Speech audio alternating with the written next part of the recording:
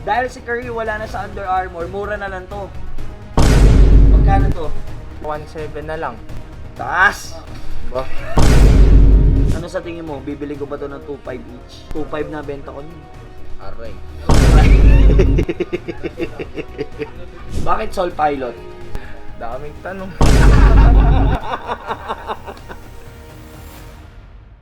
Alright guys, so dito na naman tayo. Meron na naman tayong bibilan ngayon. Kailangan this time ako na yung manalo. Kasi from mga previous deals namin, binigyan ko ng regalo, binigyan ko ngayon, nagbabalik siya. Okay lang ba? Tawagin kita. Okay lang? Ilan yung dala mo? Mga anim. Anim? Guys, alam nyo na yan. Idol natin si Boss Harold. Kaya siya guys, siya yung nag-walkout nung nagdi-deal kami. 1, 2, 3, 4. Shoutout mo muna bro yung mga fans mo. Shoutout sa mga kaklase ko dyan sa UST, pati sa mga fans ko. Yo! Bakit ang tagal mong bumalik? Grind ako yeah. Saan ka nag-grind? Anong ganyan? Saan ka nagbenta? Sa online. Online. Ba't ngayon mo lang ako naalala? Hindi ko naman kinakalimutan. Nakalimutan mo ako. 3 linggo kang di na bumisita dito. 3 linggo ba yun? 3 buwan. Boss, tampo na, lagot ka. Ayun, alam mo na ang pakiramdam ng wino-walkout. Joke lang. Boss Harold! So ano ba yung mga dala mo? Eto, unahin muna natin. Mga ano. Uy!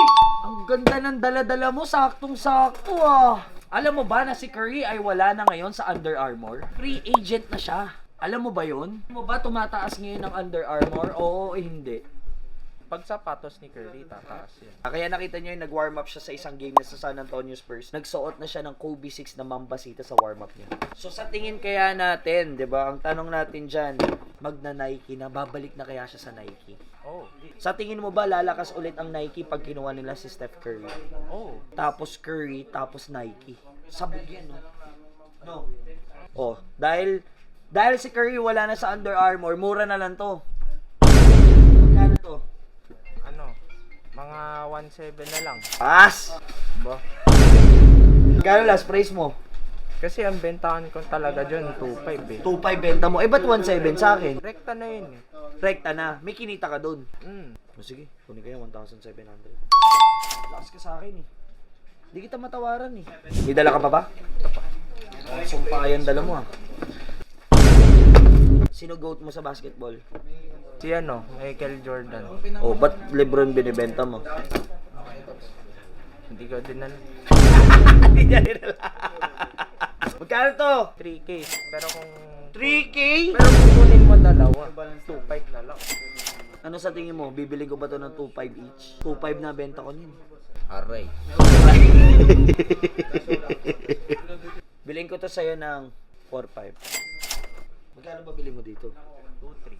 Ah, lugi ka. Di kaya. Sige, palugi ko na. Wag kang papayag. Papayag. Joke lang. Kaya huwag kang papayag. Tinuturuan kita. 2.5! 2.5 isa? Dalawa. 2,500 each isa. Oo.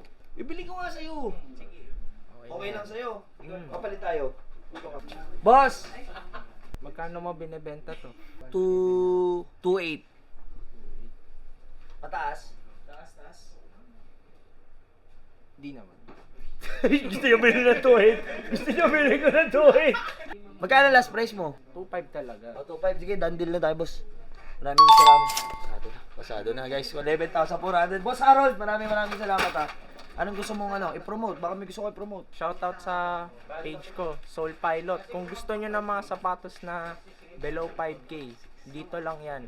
Follow nyo na page ko sa FB at IG, Soul Pilot. Ciao. Salamat. Bakit Soul Pilot? Daming tanong. O, sige, ito na. 11,400.